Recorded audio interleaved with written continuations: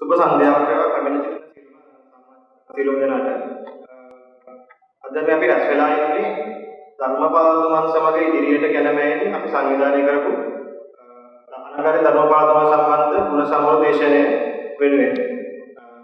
මුලින්ම මේ සඳහා මම මේ අපගේ ආරාධනය පිළිගෙන මේ ස්ථානයට පැමිණි රත්නදෙණියේ මේදානන්ද ස්වාමීන් වහන්සේගෙන්ද ඒ වගේම ප්‍රවීණ ලේඛක සමුද්‍ර වෙද්දසිංහ මහතාගෙන්ද ඒ වගේම අපේ ආචාර්ය මණ්ඩලයේ ගරු ජ්‍යෙෂ්ඨ බාලනාගාරික ආචාර්ය සනත් ජයවර්ධන මහතාගෙන්ද ඒ වගේම අපේ ආචාර්ය මණ්ඩලයෙන් මේ සහභාගී වූ දිලිනි කුලවංශ මහත්මියගෙන්ද ඒ වගේම අනන්තන කාර්යමාර්ගයේ සහ ආචාර්ය මණ්ඩලයේ සියලුම සමාජික සමාජිකාවන්ගෙන්ද පැමිණ සිටින සියලුම සහෝදර සහෝදරයන්ගෙන් අවසරයි. අත්‍තරම මේ වගේ අනාගාරික ධර්මපාලතුමා සම්බන්ධව මේ වගේ වැඩක් සංවිධානය කරන්න අපි ලෑස්ති වෙන්නේ අපේ ජාතියට මඟ පෙන්නපු අපේ වීරවරයෙක් සමරේම අපේ සංස්කෘතික සංගමයේ විදිහට අපි කළ යුතු දෙයක්. ඒ වගේම ධර්මපාලතුමාගේ ජන්ම සංවත්සරයේ ඉදිරියට සැප්තැම්බර් මාසයේ 14 වෙනිදා ඒ නිමිත්තෙන් තමයි අපි මේක සංවිධානය කරන්න පොළොන්නරු උනේ. මුලින්ම ධර්මපාලතුමා සම්බන්ධව වීඩියෝවක් ඔබට දර්ශනය කරනවා. මේකෙන් පස්සේ අපි ඉදිරි වැඩ කටයුතු කරමු දේශනය කරගෙන යමු.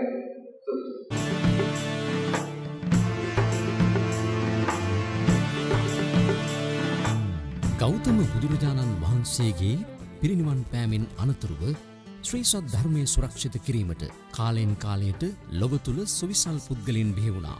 එම පුද්ගලයන් අතුරින් බුද්ධ ශාසනයත් ලංකාද්වීපයත් සිංහල බෞද්ධයත් රැක ගැනීමට ලොව පහළ වූ අසහාය වීර පුත්‍රයෙක් වූයේ අනගාരിക ධර්මපාලතුමායි.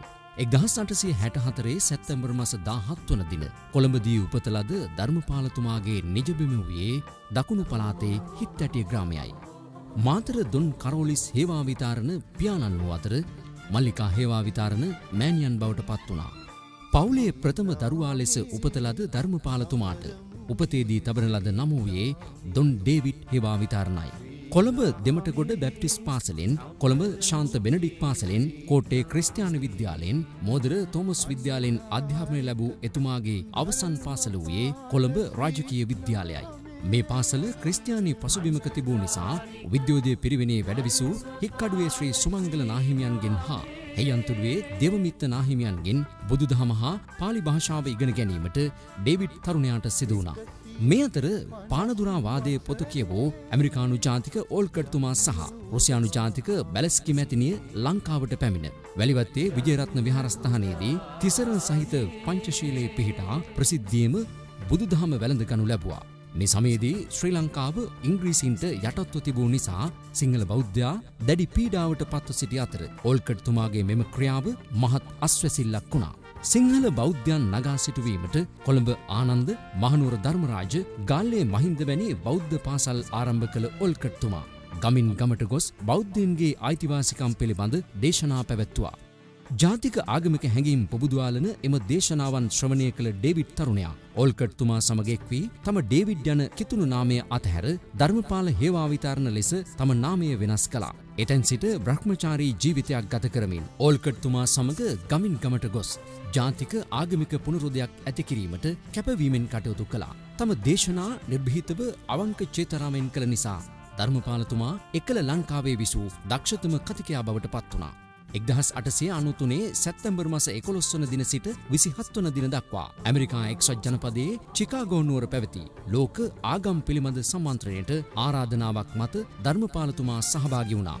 එහිදී සම්බුද්ධ චරිතය, චතුරාර්ය සත්‍ය, ආර්ය අෂ්ටාංගික මාර්ගය විස්තර කරමින් පැවැත් වූ දේශනාවන්ට පැමිණ සිටි පිරිස් වශී වී ගියා. එම අවස්ථාවේදීම ස්ටුවර්ට් නම් ඉංග්‍රීසි ජාතිකයා බුදුදහම වැළඳගත් අතර බෞද්ධ දේශනා සඳහා දිගින් දිගටම ධර්මපාලතුමාට ඇරයුම් කළා. මෙම සිදුවීම ඇමරිකාවේ බොහෝ පුවත්පත්වල පළවීමට පවා ආන්දෝලනාත්මක වුණා. එම සමුළුවට සහභාගී වී මෙරටට නැවත පැමිණෙන අතරමඟදී ඔනනොළුව වරායට පැමිණ ධර්මපාලතුමාව දැක ගැනීමට බොහෝ පිරිසක් රැස් වී සිටි අතර එම දිවෙනේ කෝටිපතිනියක වූ මේරි ෆෝස්ටර් මැතිනියද මේ අතර සිටියා. පසු කලක ධර්මපාලතුමාගේ ධර්මදූත සේවයට එකතු වූ එතුමිය ලක්ෂ ගණනින් මුදල් ආධාර කළා. මේ කාලය වන විට බුදුදහම උපන් රටින් එනම් ඉන්දියාවෙන් බුදුදහම අතුරුදන් වී බෞද්ධ සිද්ධස්ථාන වල් වැදී තිබුණා. ධර්මපාලතුමා ඉන්දියාවට යන විට ඉසිපතන මිගදාය භූමිය වනයෙන් වැසී ගොස් තිබූ අතර වෙහෙර විහාර දාගැබ් විනාශ කොට ජනතාවගේ ප්‍රයෝජනය පිණිස ගල්කණු කරත්තවල පටවාගෙන යන අයුරු දුටු එතුමාගේ සිත බලවත් ලෙස කම්පාවට පත් වුණා. 1902 ජනවාරි මාස බරණැස ඉසිපතන මිගදායේ එතුමා ඉඩම් කොටසක් මිලදී ගත්තා. බමුණන්ගේ බොහෝ විරෝධතා කුමන්ත්‍රණ මැද්දේ 1928 දී මුලගන්ධ කුටි විහාරයේ සෑදීම ආරම්භ කොට 1930 දී පමණ සම්පූර්ණයෙන්ම එහි වැඩ කටයුතු නිම කළා. 1881 ජනවාරි 22 වන දින ප්‍රථම වතාවට බුද්ධගයා භූමියට ගිය ධර්මපාලතුමාට දකින්නට වූයේ මහන්තා නම් හින්දු පූජකයාට තේ ශ්‍රී මහා බෝධීන් වහන්සේත් බුද්ධගයා මහා විහාරයත් පවතින ආකාරයයි. මෙතැන් සිට බුද්ධගයාව බේරා ගැනීම සඳහා තම උපරිම වීරය යෙදූ ධර්මපාලතුමා ඒ සඳහා 1881 මැයි මාස 31 වන දින හික්කඩුවේ ශ්‍රී සුමංගල නාහිමියන්ගේ සභාපතිත්වයෙන් මහා බෝධි නමින් සමාගමක් පිහිටුවා. සිංහලෙනින් නැගිට වූ බුද්ධගයාව බේරා ගනිව් යන අභිහිත හඬ ලංකාව පුරා පතුරුවා ලෝකයේ අනිකුත් බෞද්ධ රටවල් හා එක්ව කටයුතු කළා. මුලින්ම බුද්ධගයා භූමියෙන් ඉඩමක් මිලටගෙන ආවාසයක් කරවා එහි භික්ෂුන් වහන්සේලා වැඩමවා වාසය කරන්නට සැලැස්සුවා. මේ අතර මහන්තාගෙන් පැමිණුණු දැඩි බලපෑම් වලටද මුහුණ දෙමින් ලෝක බෞද්ධයින් සමග බුද්ධගයාව බේරා ගැනීමට නොබියව ක්‍රියා කළා. කල්කටාවේදී මහා බෝධි සමාගමක් පිහිටුවා. එහි ධර්මරාජික විහාරයේ නමින් බෞද්ධ මධ්‍යස්ථානයක්ද පිහිටවනු ලැබුවා. ඒ වන විට මෙම ප්‍රදේශයේ හින්දු භක්තිකයන් ප්‍රබලව සිටි නිසා ඉන්දිය රජයද මෙම ගැටලුවට අවධානය යොමු කළේ නැහැ. නමුත් ලෝක බෞද්ධ ජනතාවගේ උද්ඝෝෂණ නිසා බුද්ධගයා නඩුව ක්‍රියාත්මක වුණා. අවසානයේදී කල්කටා ශ්‍රේෂ්ඨාධිකරණයේදී බුද්ධගයා විහාරයේ අයිතිය බෞද්ධයන්ට ලැබිය යුතුයයි තීරණය කළ අතර මෙම නඩුව බෞද්ධ ඉතිහාසයේ සුප්‍රසිද්ධ නඩු තීන්දුවක් බවට පත් වුණා. එනම් ලේ බිඳුවක්වත් නොසොල්වා බුද්ධගයාව බේරා ගැනීමයි. 1912 දී මෙතුමා සිංහල බෞද්ධයන් තුළ ජාතික ආගමික හැඟීම් ගොඩනැංවීමට ගමින් ගමට ගොස් දේශනා පැවැත්වුවා. තම ධනය පවා වියදම් කරමින් බුදුදහම සිංහල ජාතිය ගොඩනැංවීමට කටයුතු කළ එතුමා 1931 වසරේ විද්‍යෝදය පිරිවෙනේදී ලංකාව තුළ තම අවසන් දේශනය පවත්වා දඹදිව බලා නික්ම ගියා. මේ වන විට 57 වන වියේ පසු වූ ධර්මපාලතුමා 1931 ජූලි මාස 31 වන දින පූජනීය බෝරුග්ගමුවේ ශ්‍රී රේවත ස්වාමින් වහන්සේ යටතේ සිරි දේවමිත්ත ධර්මපාල යන නමින් උතුම් පැවිදි ජීවිතයට ඇතුළු වුණා. 1933 ජනවාරි 17 වන දින අධිශීල උපසම්පදාවට පත් වූ අතර 1933 අප්‍රේල් මාස 27 වන දින උන්වහන්සේ බරණැස් නුවරදී අපවත් වුණා. අවසරයි. අපි මේ සමන් දුන්නේ ධර්මපාලතුමා ගැන කෙටි විස්තරයකට. අපගේ පාලනය ස්ථාවරව ගෙන යාමට නම් අපගේ යටත් විජිතවල ලෙයි හා අමින් ස්වදේශිකයන් වූ සිතුවිලි වලින් හා සංස්කෘතියෙන් යුරෝපීයන් වූ ජාතියක් බිහි කළ යුතුය. මේක කිව්වේ තෝමස් බැබින්ටන් මැකෝලි. තෝමස් බැබින්ටන් මැකෝලි කියන්නේ යටත් විජිතවල බ්‍රිතාන්‍යයට අධ්‍යාපන ක්‍රමවේදය සැලසුම් කළ කෙනෙක්. මතක තියාගනින්න. සුද්ධෝ මේකට දාලා යනවා. උන් යන්නේ උන්ගේ දරුවෝ වගේ කළු සුද්ධෝ 20000ක් බිහි කළාට පස්සේ ඊට පස්සේ අපේ රට පාලනය කරන්නේ මේ කළු සුද්ධෝ. උඹලා දියසේන කුමාරයා ඉපදෙනකම් බලන් ඉන්නවා. උපදින්න ඉන්න දියසේන කුමාරයා තිම්බි දෙකේම මරලා දාන්න මේ කළු සුද්ධොන්ට පුළුවන්. මේ ධර්මපාලතුමාගේ ප්‍රකාශය. මේ ප්‍රකාශය සිදු වුණේ 1926 දී. අද 2017. 2017 වෙනිදා ඉඳලා මේ ධර්මපාලතුමාගේ 1926 ප්‍රකාශය 1800 ගණන් වලදී 1800 මුල් භාගයේදී මැකෝලි කරපු ප්‍රකාශයක් දිහා බැලුවහම අපිට අද මොකද්ද දකින්න තියෙන්නේ? මේ ප්‍රකාශ දෙක ඇතුලේ අපේ රටේ වර්තමාන තත්ත්වය ගැන සෑහෙන විස්තරයක් තියෙනවා. දැන් මම මෙතනින් යනවා ඇමරිකාව දිහා. ඇමරිකාවේ තියෙනවා එක ප්‍රසිද්ධ විශ්වවිද්‍යාලයක්, දැන්ටත් ප්‍රසිද්ධයි, හාවර්ඩ් විශ්වවිද්‍යාලය. හාවර්ඩ් විශ්වවිද්‍යාලයේ ඉන්න එක මහාචාර්යවරයෙක් නම විලියම් ජේම්ස්. මේ විලියම් ජේම්ස් කියන්නේ දාර්ශනිකයෙක්. ප්‍රයෝජ්‍යතාවාදය කියන දර්ශනය පටන් ගන්න මූලික වුණ කෙනෙක්. ඒ වගේම ඇමරිකානු මනෝවිද්‍යාවේ පියා කියන්නේ William James. William James Harvard විශ්වවිද්‍යාලයේ දේශනයක් පවත්වනවා. සාමාන්‍යයෙන් හාවර්ඩ් වගේ ප්‍රසිද්ධ විශ්වවිද්‍යාලවලදී බාහිර පුද්ගලයන් ඇවිල්ලා ඒ දේශකයන්ගේ දේශන වලට සවන් දෙනවා. දේශනය කරගෙන යන අතරතුරේදී විලියම් ජේම්ස් දකිනවා අමුතු කහපාට ඇඳුමකින් සැරසුණු කෙනෙක් පිටිපස්සේ තේරියක ඉඳගෙන ඉන්නවා. විලියම් ජේම්ස් ඔහු ළඟට යනවා. ඔහු ළඟට ගිය විලියම් ජේම්ස් මෙහෙම ප්‍රකාශ කරනවා.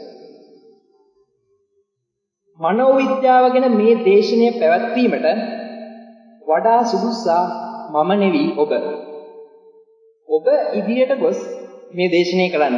මම මගේ සිසුන් සමග අහගෙන ඉන්නවා. ඒ අමුතු කහපාට රෙද්දකින් අමුතු කහපාට ඇඳුමකින් සැලසී සිටපු පුද්ගලයා ඉදිරියට ගිහිල්ලා Tamanගේ දේශනය කරා. දේශනයේ අවසානයේදී ඉදිරියට ආපු විලියම් ජේම්ස් දාර්ශනිකයා මනෝවිද්‍යාඥයා ප්‍රකාශ කරනවා ඔබ ඒ සවන් දුන්නේ තව අවුරුදු 25කින් අපි හැමෝම ඉගෙන ගන්නා මනෝවිද්‍යාවටයි. කවුද මේ අමුතු කහපාට ඇඳුමකින් සැරසුණු පුද්ගලයා? ඒ ධර්මපාලතුමා. විලියම් ජේම්ස්ගේ අනාවැකිය සත්‍ය වුණාද කියන එක වෙන කතාවක්. මම මේක කියන්න උත්සාහ කරේ විලියම් ජේම්ස් වගේ කීර්තිමත් චරිතයක් වුණත් ධර්මපාලතුමා ඈතින් දැකපු ගමන් අඳුරගන්න පුළුවන් තරමේ ප්‍රසිද්ධියක් ධර්මපාලතුමාට ජාත්‍යන්තරව තිබිලා තියෙනවා. ඒතකොට ජාත්‍යන්තරව ලංකාවේ ඒ මට්ටමට ගිය කෙනෙක් ඉන්නවද කියන එකත් අපිට සැකයක් තියෙනවා. හැබැයි අපේ රටේ උගත්තු ධර්මපාලතුමාට දීලා තියෙන තැන කොතනද? ඒ ගැන අපි මෙතනදී පුළුල්ව කතා කරන්න ඕනේ. ඒ ඔක්කොටම කලින් අපි ධර්මපාලතුමාගේම කටහඬ අහලා බැලුවොත් හොඳයි කියලා මම හිතනවා. එහෙනම් අපි සවන් දෙමු ධර්මපාලතුමාගේම කටහඬට. යන්නේ ජීවිතයෙන් වැඩ කරන්නා වූ අප විසින් බොහෝ රටවල ඇවිත් ඉගෙන ගත්තා වූ කාරණා ස්වල්පයක් මම කියාගෙන කියන්නේ වැදගත් විසයි. එනම් මේ දඹදිව කියනා වූ රට දැනට 1500ක් පමණ කාලයක් මුළුල්ලේම ඉතාම පහත් අධ්‍යයක පැමිණී සිටින බව පෙන්වන්නේ මක්සාදකියොත් ඒ රටේ ඉන්නා වූ යහපත් මනුෂ්‍ය ජාතීන්ගේ සීනියාම හේතු කොටගෙන බව ඉතිහාස කතාවලින් පෙනේ. ඊට අවුරුදු 1000කට පමණ ප්‍රථම ඒ රටේ හිටියා වූ බ්‍රාහ්මනාදීන්ව මර්ධනය කර පර්ෂියාදි රටවලින් ආවා වූ ඒ මරක්කල ජාතීන් නොහොත් මොගල් කියනා වූ කොට්ඨාසේ මරක්කලාගම් කාර්යෝ දඹදිව අල්ලාගෙන සම්පූර්ණයෙන් ඒ රටේ තිබුණා වූ ශාස්ත්‍ර විනාශ කර දමා, පොත්පත් විනාශ කර දමා, බ්‍රාහ්මනාදී පඬිතුන් විනාශ කර දමා, සියල්ලක්ම නැති කර විනාශ කර දමු තැන ඒ රට සම්පූර්ණයෙන් ආන්විතපත්ව විනාශයට පැමිණුණා. ඊට පසු අවුරුදු 700ක් පමණ ඒ මනුෂ්‍ය ජාතියින්ට කිසිම ජීවණයක් නැතුව සිටිනා තර ඊට අවුරුදු 100කට පමණ ප්‍රථම දඹදිවට ආවා ඉන්ද්‍රිතිකාර මනුෂ්‍ය කොට්ඨාසය.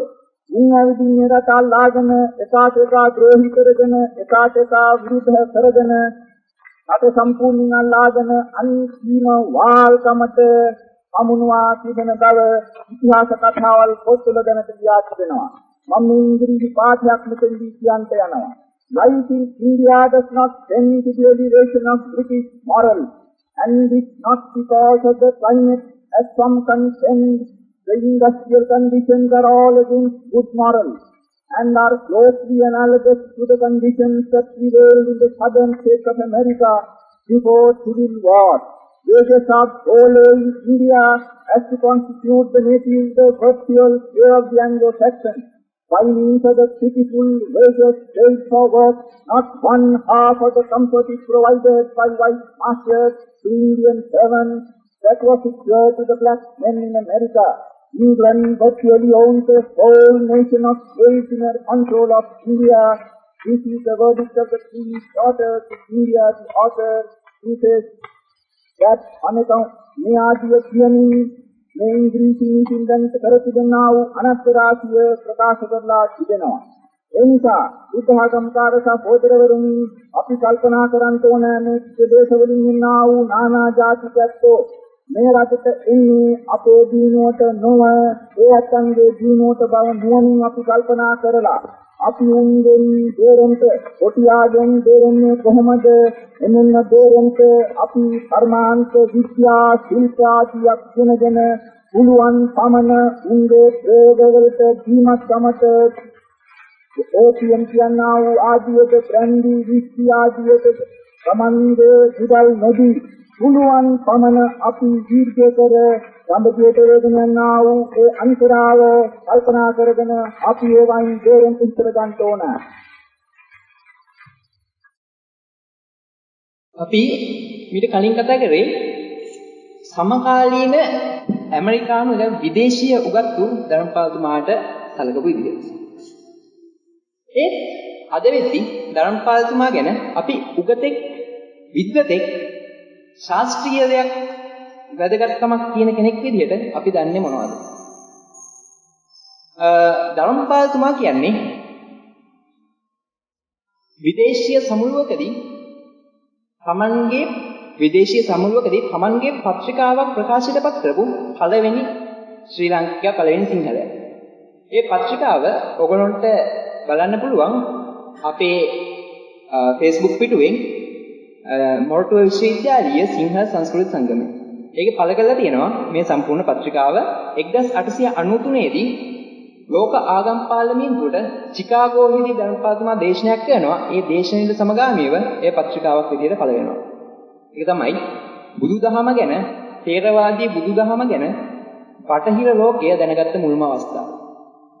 බටහිර ලෝකය ප්‍රසිද්ධ සම්මන්ත්‍රණයකදී මුලින්ම ථේරවාදී බුදුදහම ගැන දැනගන්නේ එතනදී. හැබැයි අපි මේ දේවල් ගැන දන්නේ නැහැ. අපි දන්නවා ධර්මපාලතුමා සමාජ ක්‍රියාකාරිකයෙක් විදිහට, ආගමික ක්‍රියාකාරිකයෙක් විදිහට ශාස්ත්‍රීය වශයෙන් වැදගත්කමක් තිබුණයි කියන එක අපෙන් හංගලා තියෙනවා. අපි හැමදාම බුද්ධ ගයාව බේර ගැනීම, ඒ වගේ දේවල් ගැන දන්නවා. සාමාන්‍යයෙන් අපිට අහන්න දකින්න ලැබෙන දේ අනුව සමාජ මාධ්‍ය භාවිත කරන අය මෙතන නැති සමාජ මාධ්‍යවල වෙනත් මාධ්‍යවල ධර්මපාලතුමාව පෙන්වන්න හදනවා ගෝත්‍රවාදියෙක්, ඊටා ප්‍රාථමික කාලයක හිටපු නොදියුණු පුද්ගලයෙක්, ආගමික උන්මාදියෙක් වගේ විදියට ධර්මපාලතුමාව චිත්‍රණය කරන්න දරන උත්සාහයන් ගොඩක් අපිට දකින්න පුළුවන්. ඇත්තටම මම මේක මෙතනින් පටන් ගන්නවා. අපේ ඉස්කෝලේ පෙළ පොත්වල අපි දන්නවා ධර්මපාලතුමාගේ චරිතය කියද්දී මුලින්ම තියෙන්නේ මහා බෝධිය පටන් ගත්තයි කියන එක, මහා බෝධි සමාගම පටන් ගත්තයි කියන එක මුලින් තියෙනවා. පරම විඥානාර්ථ සංගමයට එකතු වෙලා ඕල්කත්තුමා එක්ක වැඩ කරයි කියන එක දෙවැනියට තියෙනවා. හැබැයි අපි ඒ සිද්ධීන් වල වර්ෂ අරගෙන බැලුවොත් තියෙනවා පෙළ පොතේ සිද්ධිය ලියන අනුපිළිවෙල නෙවෙයි, මුලින් සිදු වුණ සිද්ධිය පසුව සිදු වුණ සිද්ධිය. ඔය සිද්ධි දෙක මාරු කරලා ලියන. මහා බෝධිය පිහිටවීමයි පරම විඥානාර්ථ සංගමයට සම්බන්ධ වීමයි සිද්ධි දෙක මාරු කරලා ලියන. ඔය සිද්ධි දෙක මාරු කරලා වර්ෂ ගැන උනන්දු නොවන ශිෂ්‍යයින් යම්කිසි වෙනස් චිත්‍රයක් මවන්න උත්සාහ කරනවා ධර්මපාලතුමා ගැන. ඒකට හේතුවකුත් තියෙනවා. ඒ කරන සුළු වෙනසෙන් ධර්මපාලතුමාගේ චරිතේ ගොඩක් කොටසක් නැති වෙලා යනවා. ඒ පළවෙනි කාරණා. ඒ වගේම අර කියපු ගෝත්‍රික පහත් ප්‍රාථමික කාලයක හිටපු සමාජ ක්‍රියාකාරිකයෙක් කියන තත්ත්වයට දාලා සෑහෙන කාලයක් යනකම් උගත්තු ධර්මපාලතුමා ගැන කතාවට ලක් නොකර ඉන්නවා. 1980 දශකෙදී එකපාරම ගුණදාස අමරසේකර මහත්මයා පොතක් කියනවා අනගාരിക ධර්මපාල මාක්ස්වාදීද. අනගාരിക ධර්මපාල මාක්ස්වාදීද කෘතිය ගෙනාවට පස්සේ ධර්මපාලතුමා ගැන කතා කරන එක අතහැරලා දාලා හිටපු උගත්තුන්ට ධර්මපාලතුමා ගැන කතා නොකර ඉන්න බැරි වුණා. ආපහු උගත් සමාජයට ධර්මපාලතුමා විශ්මතු කරලා අරගෙන ආවා. ඒ පොතේ සාරාංශයක් විදිහට ගත්තොත් එතන කියවෙන්නේ ධර්මපාලතුමා මාක්ස්වාදය දැනගෙන හිටියා නම් ඔහු මාක්ස්වාදියෙක් වෙන්නට තිබුණා. නමුත් දැනගෙන හිටියේ නැහැ කියන එක ගුණදාස සමරසේකර මහත්මයා පසුමුද්‍රණයකදී ඒ අදහස වෙනස් කරගෙන ධර්මපාලතුමා මාක්ස්වාදයේ දැනගෙන හිටියත් මාක්ස්වාදීක නොවන නැත කියලා සංශෝධනය කළා තියෙනවා. ගුණදාස සමරසේකර මහතාට ඒ ගරුත්වය හිමි වෙනවා නැවත වරක් විද්වතුන්ගේ ඇගීමට විද්වතුන්ගේ කතාබහත් ධර්මපාලතුමා ලක් කිරීම ගැන මම ඒ පොතේ එක් විශේෂ කොටසක් ගැන මතු ගන්න කැමතියි. ඒ පොතේ කියනවා බර්නාඩ් සොයිසා කියන දේශපාලනඥයා වැදගත් ප්‍රාමාණික දේශපාලනඥයෙක් විදිහට පොදුවේ පිළිගැනෙන කෙනෙක්. වරක් ගුණදාස සමරසේකර මහත්මයා එක්ක මෙහෙම කියනවා. ධර්මපාලතුමා ට්‍රැක්ටර් රථයක නැගිලා රාදඹුණු හරක් මස් නොකනු ඒ වගේ වැකිලියපු ට්‍රැක්ටර් රථයක නැගලා ගම් දනව් සිසාරා යනවා. බර්නාඩ් සොයිසා මහත්මයා කියනවලු එක පැත්තක ওই ට්‍රැක්ටරේ තියෙන්නේ රා නොබුණු හරක් මස් නොකනු අනිත් පැත්ත තියෙන්නේ ඩොන් කරෝලි ස්ථාප්වෙන් ලී බඩු මිලයට ගනු කියලා. ඒක බොහොම බලපකල චෝදනාවක්. මොකද මේ තාත්තගේ සමාගම ධර්මපාලතුමා ආගමික ශාස්ත්‍රීය වැඩ කරේ තමන්ගේ ව්‍යාපාරයක්, තමන්ගේ පවුලේ ව්‍යාපාරයක් ප්‍රවර්ධනය කරන්න. ඒ කියන්නේ ව්‍යාපාරික අරමුණක් තිබුණේ කියන බොහොම ප්‍රබල චෝදනාවක්. හැබැයි අදත් ට්‍රැක්ටරේ තියෙනවා. ට්‍රැක්ටරේ ගිහිල්ලා බැලුවොත් එහෙම වාක්‍යයක් නම් කොහෙවත් නැහැ. මෙතන වැදගත්ම දේ මේ ගුණදාස සමරසේකර කියනවා මම ඒ දේශපාලන දාලාවේ හිටපු කාලේ මම බර්නාඩ් සොයිසා මහත්මයා මෙහෙම කිව්වහම මම මේක විශ්වාස කළා. එතනදී අපි තීරණය බලන්න ඕනි ඇයි මේ වගේ වැදගත් දේශපාලනඥයෙක් වුණත් චෝදනාවක් කරද්දී ඒ වගේ මට්ටමක චෝදනාවක් කරන්න පෙළඹුණේ. ඒ ගුණදාස සමරසේකර මහත්මයා වගේ බොහොම ප්‍රසිද්ධ නවකතාකරුවෙක් විද්වතෙක් ඒ චෝදනාව මුලින් පිළිගන්න පෙළඹුණේ. ඒකට හේතුව තමයි විද්වතුන් අතරින් ධර්මපාලතුමාගේ කතාබහ නැති කරලා තිබුණා. ධර්මපාලතුමා ඇත්තටම කරේ මොනවද කියලා ඒ කාලේ විද්වතුන් දැනගෙන හිටියේ නැහැ. ඒ නිසා ඕන බොරුවක් කියලා ධර්මපාලතුමාගේ චරිතය යටපත් කරන්න පුළුවන්කමක් තිබුණා. ඉතින් ගුණදාස සමරසේකර මහත්මයා මේ தත්ත්වය වෙනස් කළා විද්වතුන්ගේ කතාබහට ධර්මපාලතුමාව ලක් කරා. ඊට පස්සේ නැවත වරක් ධර්මපාලතුමාට විරුද්ධව විද්වතුන් අතර ආපහු පාරක් මතවාද ඇති කරන්න ගත්තා. මේකට ප්‍රධාන වශයෙන් මුල් වුණේ ගණනාත ඔබේසේකර කියන මානව විද්‍යාඥයා. ගණනාත ඔබේසේකර කියන මානව විද්‍යාඥයා බුද්දිසම් ට්‍රාන්ස්ෆෝම් ඒ වගේම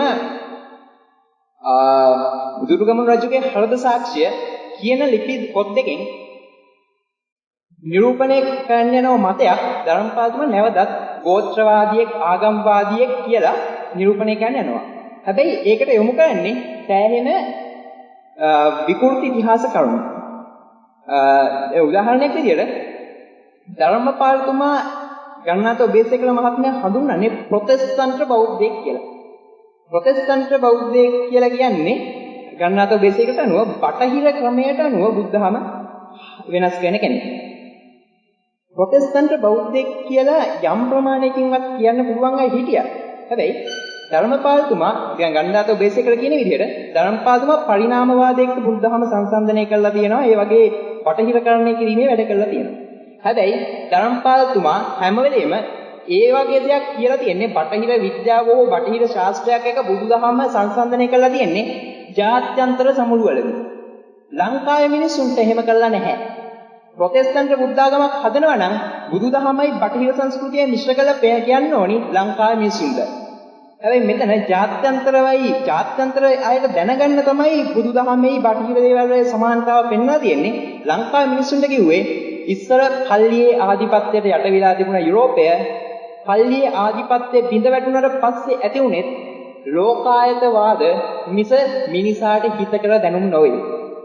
ගණනාත ඔබේසේකර එතනදී ඉතිහාස කරුණු විකෘති කරලා Tamanගේ මතය ඉදිරිපත් කරන්න උත්සාහ කරනවා. ඒ වගේම ඊටා අසත්‍ය විදිහේ චෝදනා කියනවා. ඒකේ ඊටාම පෞද්ගලික දේවල් වලට පහර දීලා ඔහුගේ මූලාශ්‍ර විදිහට කියන්නේ රහසිගත ඔත්තු සේවා වාර්තා වලින් ලබා ගත්තා කියලා. ඒක කාටවත් එහෙම ගත්තයි කියන එක තහවුරු කරන්න සාක්ෂියක් නැහැ. ඒ වගේ මෑත කාලයට එද්දි නැවත වරක් කියනවා ධර්මපාලතුමා ගෝත්‍රවාදියෙක් ආගම්වාදියෙක් කියන ඔය ගණනාත ඔබේසේකර මහත්මයාගේ හා රිචඩ් කොම්බ්‍රිජ් මහාචාර්යවරයාගේ ඉගැන්වීම් මේ මොරටු විශ්වවිද්‍යාලයේ කලාංශ නැහැ හැම විශ්වවිද්‍යාලයකම කලාංශවල ඔය ලේඛන වලින් තමයි ධර්මපාලතුමා අර්ථකථනය කරන්නේ. එතකොට අපි මේ ඉන්න මොහොතේ උගත් සමාජයේ ඇතුළේ ලංකාවේ මේ වන විටත් ධර්මපාලතුමා සැලකෙන්නේ බොහොම පහත් මට්ටමකට දාලා. ඒ පහත් මට්ටමකට දාන්න යොදාගෙන තියෙන ලියවිලි වලත් තියෙන්නේ බොහෝ හිතලු කරුණු. ඒක හිතලු කරුණු කියන එකට ඕනනම් මේ සාක්ෂියක් ඉෂංක මල්සි කියන පේරාදෙණිය විශ්වවිද්‍යාලයේ කතිකාචාර්යවරයා අපගේ හිතවතේ ඔහු ලියනවා ගණනාත ඔබේසේකරගේ දුටුගැමුණු රජුගේ හෘද සාක්ෂියට පිළිතුරක් කියලා පොතේ. ඒක පෙන්වලා තියෙනවා ගණනාත ඔබේසේකර මහත්මයා ඉතිහාස කරුණු විකෘති කළා මූලාශ්‍ර විකෘති කළා තමන්ගේ මතය තහවුරු කරන්න වැඩ කරන විදිහ. ඒතකොට දැන් මේ මොහොත වෙද්දී එකවරක් ධර්මපාලතුමාව උගතුන්ගේ කතාබහින් ඈත් කළා තිබිලා නැවත වරක් ධර්මපාලතුමාව ගැන කතා නොකර ඉන්න බැරි තත්යකට උගතුන් පත් කළා තියෙනවා. ඒකට විරුද්ධව ව්‍යාජ කරුණු වලින් ධර්මපාලතුමාගේ චරිතය වහලා දාන්න උත්සාහ කළා තියෙනවා. ඒ වගේ තත්යකදී අපි මේ යන්නේ ධර්මපාලතුමා ගැන සැඟවිලා තියෙන සංගවලා තියෙන කරුණු ගැන හොයලා බලන්න. ඉතින් අපි ධර්මයක් වෙලා කතා කරලා අපේ රසවින්දනය අපි දියුණු කරගන්න ඕනේ. ධර්මපාලතුමා ගැන ලියවුණු ඉතා වැදගත් ගීතයක් තියෙනවා. මේ ගීතය ගයන්නේ අමරසිරි පීරිස් මහත්මයා. එතන තවත් වැදගත් දෙයක් තියෙනවා. මේ ගීතය ලියුවේ කවුද? මේ ගීතය ලියපු මහත්මයා සමුද්‍ර වෙත්තසිංහ මහත්මයා තමයි අද අපත් එක්ක මේ කතා බහට පැමිණලා ඉන්නේ. ඉතින් අපි ධර්මපාලතුමන් ගැන සමුද්‍ර වෙත්තසිංහ මහතා අතින් ලියවුණු මේ ගීතයට සවන් දෙමු.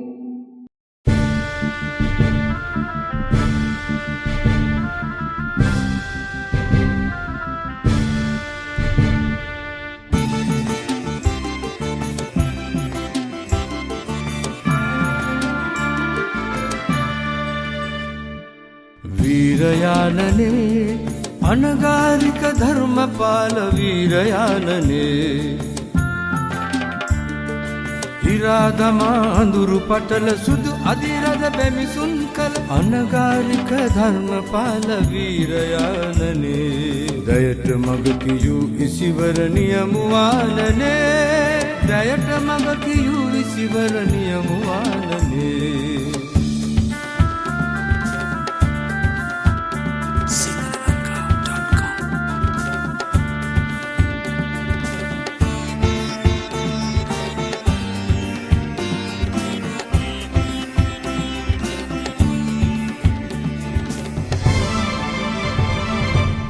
සුදු සෙවනැල්ලට නොගියව සිංහ තේජසින් අවදිව සුදු සෙවනැල්ලට නොගියව සිංහ තේජසින් අවදිව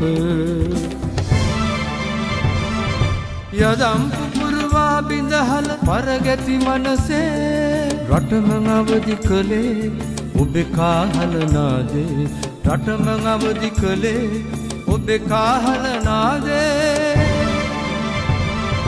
वीरयानने अनगारिक धर्मपाल वीरयानने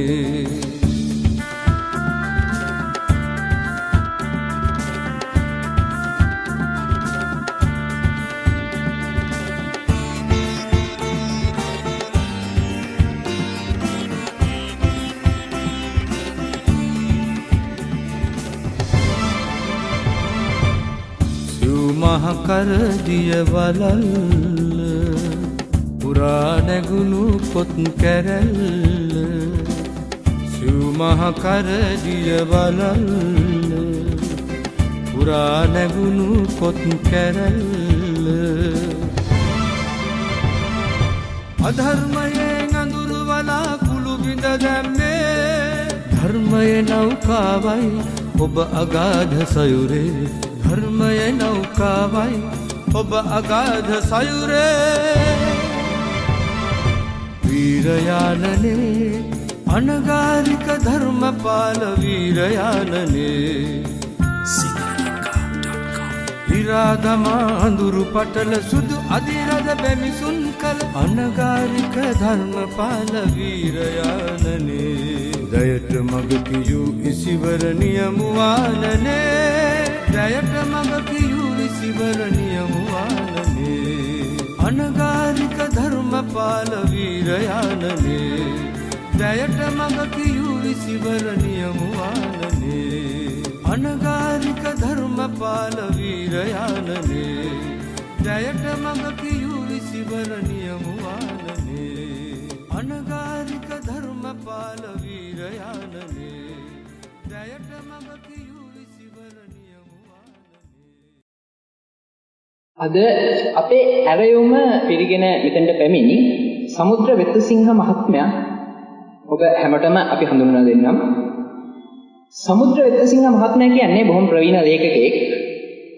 ඔහු ලියපු කෘති කීපයක් සඳහන් කරොත් ටෝල්ස්ටෝයි සහ සමකාලීනයෝ චෙකෝෆ්ගේ ජීවන දෘෂ්ටිය දැදුරු කළ සියපද ඒ වගේම ගීත විචාර සංස්කරණ ඒ වගේ කෘති රාශියක් සඳහන් කරලා තියෙනවා. නියම ආනන්ද මෛත්‍රී හිමියන්ගේ අප්‍රකට ලිපි එකතුවක් සමුද්‍ර වෙත්තසිංහ මහත්මයා පළ කරලා තියෙනවා. මේ ළඟදී සමුද්‍ර වෙත්තසිංහ මහත්මයා තමන්ගේ නවකතාවක් ප්‍රකාශයටපත් කරනවා. හිමදිය නදිය නවකතාවේ කියවෙන්නේ බුදුන් වහන්සේගේ වස් කාලයක් අප්‍රකට වස් කාලයක බුදුන් වහන්සේ හිමාලයට යන්නට ඇති කියලා උපකල්පනය කරනවා. බුදුන් වහන්සේගේ වස් කාලවල සමහර වස් කාල ගැන තොරතුරු ලියවිලා තියෙනවා, සමහර වස් කාල ගැන තොරතුරු ලියවිලා නැහැ. එහෙම තොරතුරු නොලියවුණු වස් කාලයක් පිළිබඳව නවකතාකරුවෙකුගේ ස්වරූපයෙන් නවකතාකරුවෙකු ලෙස ඒ අවස්ථාවේදී උන්වහන්සේ හිමාලයට යන්නට ඇති කියලා උපකල්පනය කළා. ඉතා විචිත්‍රවත් නවකතාවල් ලියලා තියෙනවා. ඒ විදිහට සමුද්‍ර වෙත්තසිංහ මහතා ඉතා වැදගත් කෘති රාශියක් රචනා කරලා තියෙනවා. දැන් මේ අපි සවන් දුන්න ගීතය පමණක් නෙවෙයි තවත් බොහෝ ගීත රාශියක් සමුද්‍ර වෙත්තසිංහ මහත්මයාටින් රචනා වෙලා තියෙනවා. මේ දැදුරු කල සියපත කියන කෘතිය වගේම ආනන්ද මෛත්‍රී හිමියන්ගේ අප්‍රකට ලිපි කියන කෘතියටත් බෞද්ධ සාහිත්‍ය පිළිබඳ සම්මාන ලැබිලා තියෙනවා. මේ දැදුරු කල සියපත කෘතිය ඉතා විශේෂයි. මොකද ධර්මපාලතුමාට සිදු වූ දේ ගැන මේ ලිපියේ යම් දේවල් සඳහන් වෙනවා. ඉතින් අපි අපේ ආරාධනය පිළිගෙන මෙහි පැමිණි සමුද්‍ර වෙත්තසිංහ මහතාට කතා කරමු. ධර්මපාලතුමා ගැන අපිට අලුතින් හිතන්න, අලුතින් කතා කරන්න යමක් කියන්න කියලා.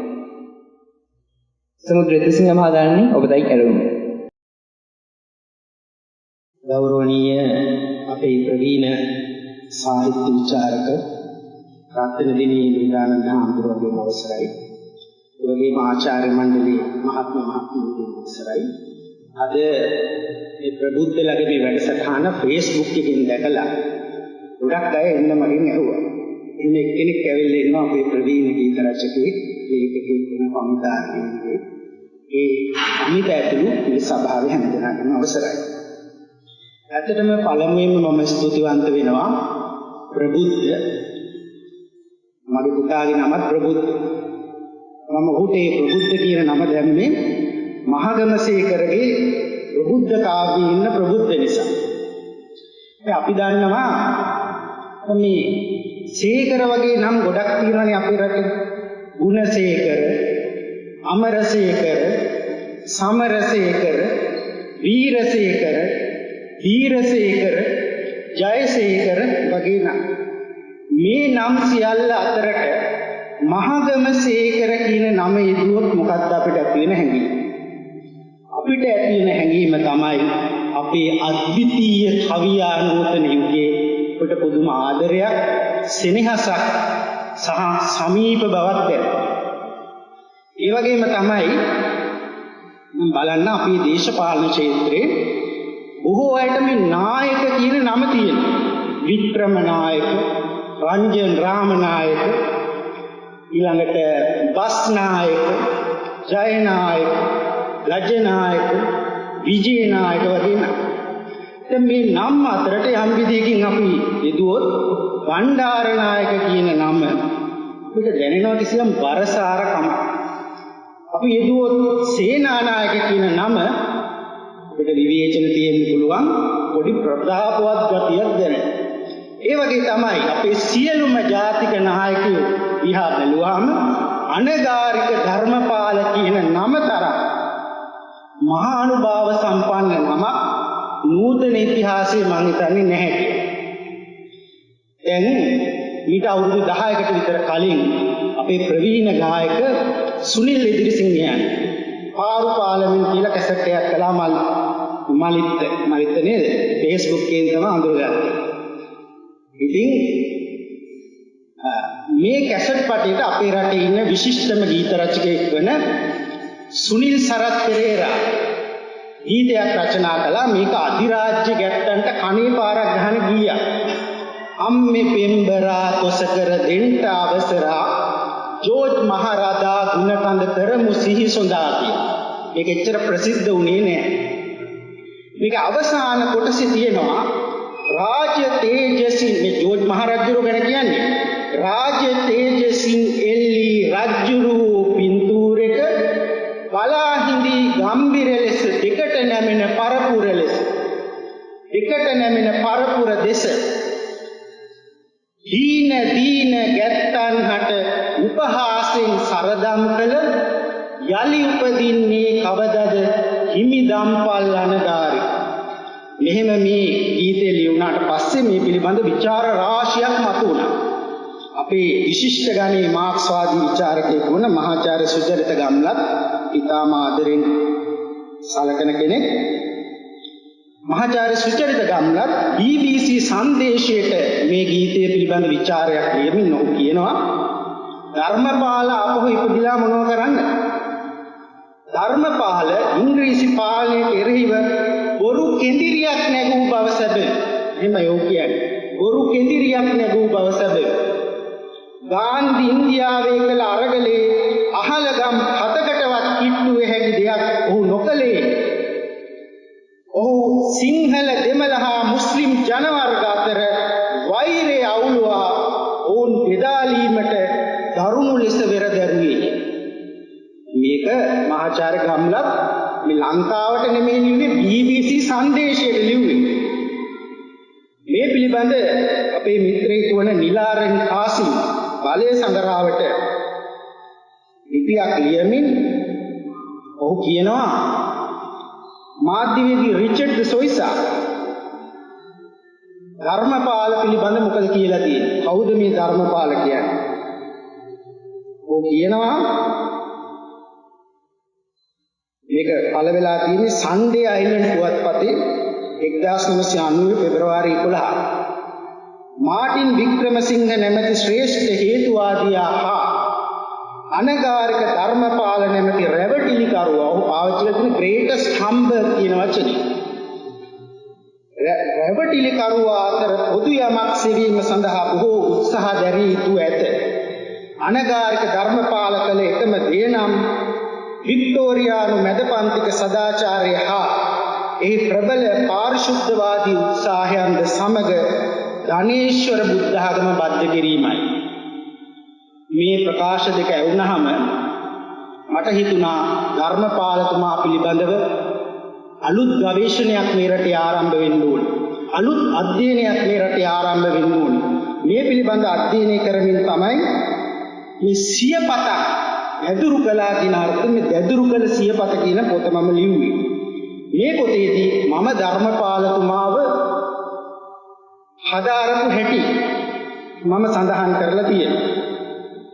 ඒ වගේම ධර්මපාලතුමාට එරෙහි වූවන්ට ප්‍රතිප්‍රහාර දෙන්න මම මේකෙදී අමතක කරන්නේ නැහැ. මොකද ලියෝ ටෝල්ස්ටෝයි සාරාංශුට විරුද්ධව පොතක් ලියමින් ඔහු කියනවා I can't be silent. මට නිහඬව ඉන්න බෑ මේ වෙලාවේ.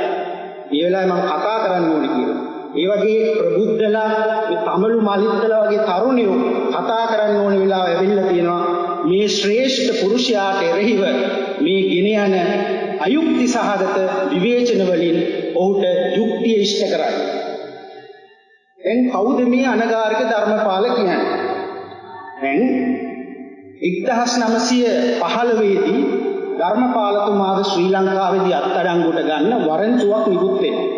ඒ වරන්තුව නිකුත් වෙන අවස්ථාවේ ධර්මපාලතුමා ඉන්නේ ඉන්දියාවේ ඉන්න ධර්මපාලතුමා නිවාස අඩස්සියට අරගෙන 1922 වෙනකන් ධර්මපාලතුමා ලංකාවට ආවේ නැහැ. 1922 ධර්මපාලතුමා ලංකාවට ආවහමත් මේ සැකකාර ඉතිහාසයක් ඇති පුද්ගලයා පිළිබඳව රහස් පොලිසියට සොයන්න කියලා ඔහු කරුණු සැලකරන. එතකොට යටත් විජිතබාර මහලේකම්ගේ අනින් බ්‍රිතාන්‍ය රහස් පොලිසියේ නියෝජ්‍ය පොලිස්පති එච් ඩුඩෝවිස් ධර්මපාලතුමා යන්නේ අනතන CID එකකින් යවන. ධර්මපාලතුමා මේ සභාවට ආවනම් අන්න CID කාර්යය දෙන්නෙක් ඉන්න පිටිපස්ස. ඔය කතාව වාර්තා කරන්න ධර්මපාලතුමා. මේ CID එකෙන් බ්‍රිතාන්‍ය රහස් ඔප්පු සේවයෙන් බ්‍රිතාන්‍ය රහස් පොලිසියෙන් තබාගත් වාර්තා සියල්ල මට අධ්‍යයනය කරන්න ලැබුණා. මේකෙදි අනගාരിക ධර්මපාල කියන මේ පුද්ගලයා ඔවුන් පිළිබඳ ධර්මපාලතුමා පිළිබඳ තබා ඇති සටහන මෙන්න මේ විදිහයි. මේ ධර්මපාලතුමාගේ බාහිර ස්වරූපය අනගාരിക ධර්මපාල සිංහලේ බෞද්ධයෙක් උස අඩි 5කුත් අඟල් 9ක් පමණ ඇත. හිසකෙස් අලු පැහැති. කෙස්ස කොණ්ඩයක් වන පරිදි බැඳ ඇතත් ගෙල මත වැටෙනසේ පස්සට පීරා ඇත. ඔහුගේ සමී පැහැ දුඹුරුය. ඔහුගේ දකුණු කකුල මදක් ආබාධ සහිතය. ඔහු ඇවිදින විට එය අනික් කකුලට වඩා මදක් උස්සයි. මේක ධර්මපාලතුමාගේ પાස්පෝර්ට් එකේ තියෙනවා. ධර්මපාලතුමාගේ දකුණු කකුල ටිකක් කොටයි. ඒක પાස්පෝර්ට් එකේ සඳහන් කරලා තියෙනවා. ධර්මපාලතුමා කියලා දෙනවා පුංචි කාලේ මිදුලේ සෙල්ලම් කරනකොට වැටිලා වෙච්ච ආබාධයකින් එතුමාගේ මේ දකුණු කකුල කොට වුණා කියලා යනකොට ධර්මපාලතුමා කකුලක් ඇද තමයි ගිහිල්ලා තියෙන්නේ. ඒක තමයි මේගොල්ලෝ බ්‍රිතාන්‍ය රහස් පොලිස් සේවය කියන්නේ. ඔහුගේ මුල් නම ඩොන් ඩේවිඩ් ගේවාවිතාරණ. එහෙත් බුදුදහම දේශනා කරන්නට පටන්පත් පසු අනගාരിക ධර්මපාල යන නම යොදාගත්. අනගාരിക යන්නේ තේරුම ගිහි නොවන යනුයි. ධර්මපාල සෑම විටම ආණ්ඩුවේ විරුද්ධවාදී යටත් විජිත ආණ්ඩුවට විරුද්ධව කාල්පනික දුක් ගැනවිලි ඔහු ඉදිරිපත් කරයි. ඔහු කතා කරන රැස්වීම් වලදී නිතරම පාහේ ආණ්ඩුවට පහර දෙයි. නිතරම බ්‍රිතාන්‍යයට විරුද්ධව යමක් කියයි. මේ ධර්මපාලතුමාගේ ස්වභාවය බ්‍රිතාන්‍ය රහස් පොලිසිය දැක්ක හැටි. එතකොට අපි බලමු ධර්මපාලතුමා කියන්නේ කවරෙක්ද කියලා. ධර්මපාලතුමා කියන්නේ අර මලිත් සහෝදරයෙකු වගේ දොන් කරෝලි සමාගම කියන මේ රටේ ප්‍රධානම ලීබඩු පම්මල අයිතිකාර එච් දොන් කරෝලි සේවා විතරණ මහා මුදලිතුමාගේ වැඩිමහල් පුතා. දැන් මේ කරෝලි සේවා විතරණ මුදලිතුමාගේ වැඩිමහල් පුතා වන නිසාම ධර්මපාලතුමා කියන්නේ විශාල බූදලයක හිමිකරුවෙක්. සමහරව හිතාගෙන ඉන්නවා ධර්මපාලතුමාට මුට්ට කාසිකාරය කියලා මේ සල්ලි එකතු කරලා ධර්මපාලතුමා මේ මුදල් ගසා කෑව කියලා ප්‍රචාරයක් ගෙනිච්ච දිනමින් පුවත්පතින් ලේඛස් පුවත්පත් වලින් එක. ධර්මපාලතුමාට තිබුණු බූදලේ කොයි ආකාරද කියලා මම ඔබට කියන්නම්. ධර්මපාලතුමාට හැම මාසෙකම දොන් කරෝලි සමාගමින් වැටුපක් ගෙවලා තියෙනවා. දොන් කරෝලි සමාගමේ එතුමාගේ අභාවයේ වෙනකම්ම එතුමායි අධ්‍යක්ෂවරයෙක් විදිහට වැඩ කරලා තියෙනවා. අධ්‍යක්ෂවරයෙක් විදිහට ඉඳලා තියෙනවා. සෑම මාසකම ධර්මපාලතුමාගේ කටයුතු සඳහා වැටුපක් ගෙවලා තියෙනවා. ඒ විතරක් නෙමෙයි. හේවා විතරණ බූදලේ මේ කියන්නේ 1900 මුල් ගණන් මුදලින් 1,20,000 රුපියල් 2,35,000ක් වටිනා ඉඩකඩම්ද ධර්මපාලතුමාට තිබිලා තියෙනවා. ඒ විතරක් නෙමෙයි මේ ඉඩකඩම් අතර අක්කර 1200ක් වූ මාවරල්ලවත්ෙන් කොටසක් වැලිගම මණික්වත්ෙන් කොටසක් හිනිදුම මහා බෝධි වත්තද අක්කර 120ක පමණ ධර්මපාලතුමාගේ දූදලයට අයත් වෙලා තියෙන මේවා මට කිව්වේ වර්තමාන දොන් කරෝලි සමාගමේ සභාපති ධර්මපාලතුමාගේ මුණුබුරු රාජීව් හේවා විතරණ මහතා මා ඔහු මුණ ගැහිලා මේ තොරතුරු ලබා ගන්නවා. මේකෙන් පේනවා අනගාരിക ධර්මපාල කියන්නේ සිටු පුත්‍රයෙක් තරම් ධනවත් පුද්ගලෙක්. ධර්මපාලතුමාගේ මේ රබර් වතු වල තවමත් කිරි කපනවා. ධර්මපාලතුමාගේ මේ රබර් වතු වලට තවමත් ආදායමයි. අනගාരിക ධර්මපාල භාරයේ තියෙන එතුමාගේ මේ බූදලේ භාරය මණ්ඩලයේ විසින් මේ රබර් වතු නඩත්තු කරමින් මේ රබර් වතු වල ආදායමින් ලන්ඩන් මහා බෝධි විහාරය ලන්ඩන් බෞද්ධ විහාරය සම්පූර්ණයෙන්ම පරිපාලනය කරන්නේ දැනටත් ධර්මපාලතුමාගේ රබර් වතු වල ආදායම. දැන් මේකෙන් පේනවා ධර්මපාලතුමා තාම ප්‍රභූ පවුලක ඉතාම ධනවත් පුත්‍රයෙක් විදිහට උපදින්නේ. ධර්මපාලතුමාගේ පවුල් සහෝදරයෝ ධර්මපාලතුමාත් එක්ක 4 දෙනයි. ඩොන් ඩේවිඩ් හේවා විතරණ, සයිමන් හේවා විතරණ, එඩ්මන්ඩ් හේවා විතරණ, දොස්තර චාල්ස් හේවා විතරණ, හේමා මුනසි. මේ සියලු දෙනාම ධර්මපාලතුමා හැරෙන්න සියලු දෙනාම අකාලේ මරණයටපත් වේ.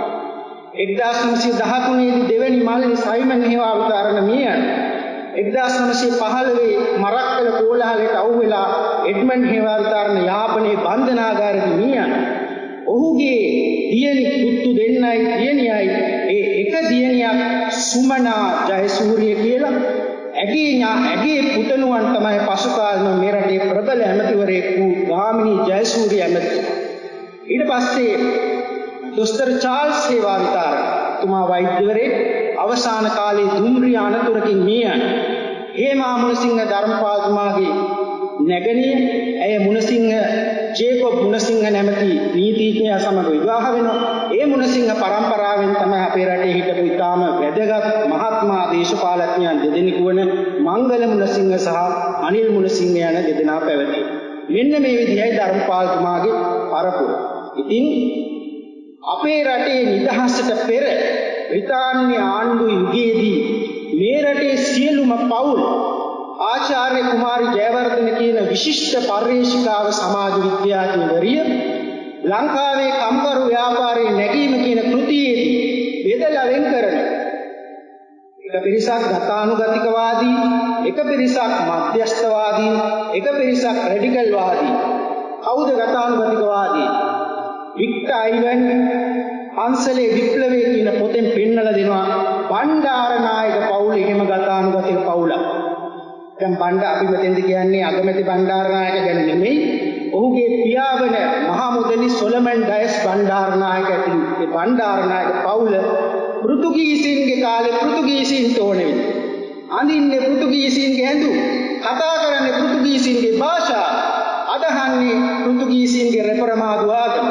ලන්දේසීන්ට ඕනේ කාලේ ලන්දේසීන්ගේ ඇඳුම්, ලන්දේසීන්ගේ ආගම, ලන්දේසීන්ගේ භාෂාව. ඉංග්‍රීසීන්ට ඕනේ වුණාම සොලමන් ඩයස් බණ්ඩාරනායකලා ඉංග්‍රීසීන්ගේ ඇඳුම්, ඉංග්‍රීසීන්ගේ භාෂාව, ඉංග්‍රීසීන්ගේ කතෝලික ආගම. අන්තිමට මේ රටට වේල්ස් කුමාරයා ආපු වෙලාවේ තුමාට දෙනවා මහා මුදලි මුහන්දිරම්කම් අඩු කරලු බන්න අඩු කිරලු දරපු අඩුකස්ථාන දෙනවා. ඒකනේ දැන් අපේ අගමැති බණ්ඩාරනායක SWRD බණ්ඩාරනායක සොලමන් වෙස්ට් රිච්වේ ඩයස් බණ්ඩාරනායක. දැන් මේ වෙස්ට් රිච්වේ කියන්නේ ඒ කාලේ හිටපු ආණ්ඩුකාරයාගේ නම දැන් මේ පුතාට වෙස්ට් රිච්වේ බණ්ඩාරනායක අගමැතිතුමා ශ්‍රේෂ්ඨ කෙනෙක්. පිළිබඳව යම් යම් විචාර තිබුණා. මේ නමුත් බණ්ඩාරනායක පරපුර සම්බන්ධයෙන් ගතානුගතිකවාදීන් විදියට තමයි වික්ටර් අයිවන් පැහැදිලි කරන්නේ.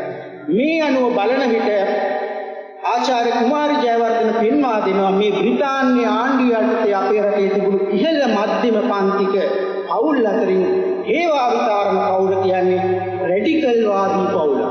රැඩිකල්වාදී පවුල. මේ රැඩිකල්වාදී පවුල පැහැදිලිවම මේ රටේ නිදහස වෙනුවෙන් කැපවෙච්ච පවුලක්. දැන් මේ අනගාരിക ධර්මපාලතුමා මේ රටේ ප්‍රසිද්ධියටපත් වෙන්නේ 1790 විතර කාලෙක. ඒ 1790 මුල් කාලේ එතුමා ඕල්කට් තුමාගේ කතා පරිවර්තකය. තුමා කතා පරිවර්තනය කරපු ඕල්කට් තුමාට ගමින් ගම ගියා. 1790 දී ධර්මපාලතුමා එළියට එනකොට ඔහුව පිළිගත් මේ රටේ ආගම දේශනා කරමින් ගිය සන්නාසියෙක් විදිහට ධර්මපාලතුමා ආගම දේශනා කරමින් ගිය සන්නාසියෙක් විදිහට. ඒ වගේම ඊටාම කෙටි කලක් තුල මේ රටේ ජාතික පුනරුදය උදෙසා මහා මෙහෙවරක පුරෝගාමියා වෙන්න ධර්මපාලතුමාට හැකි වුණා. දැන් ආචාර්ය ගුණදාස අමරසේකර අනගාരിക ධර්මපාල මාක්ස්වාදීද පොතේ පෙන්වා දෙනවා ධර්මපාලතුමාගේ ස්වර්ණමය යුගයේ එරඹුණේ 1912 1915 මම හිතනවා ඒක 1910 1915 අතර කාලය කියලා. මේ කාලේ අනගාരിക ධර්මපාලතුමා ජාත්‍යන්තර කීර්තිදර ධර්ම දූතයෙක් විදිහට ජාත්‍යන්තර කීර්තිදර හතිකයෙක් විදිහට පමණක් නෙමෙයි මේ රටේ එතුමා කරපු දේශන සහ එතුමාගේ ජාතික ව්‍යාපාරය නිසා සිංහල බෞද්ධයන්ගේ රජ විදිහට මේ රටේ ජනතාව ධර්මපාලතුමා පිළිගත්තා.